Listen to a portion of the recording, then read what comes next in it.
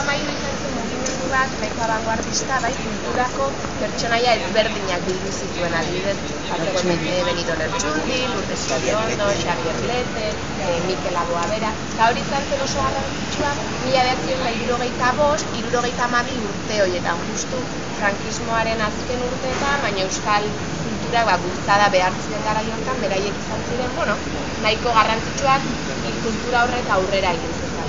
Eta beti gogoratzen da, talde edo mugimendu importante bezala.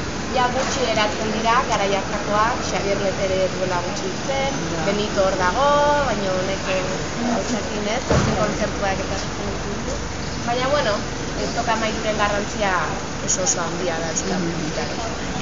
Bai? Eta Mikel Aboare bai. Horren nahi bat dut kantatu?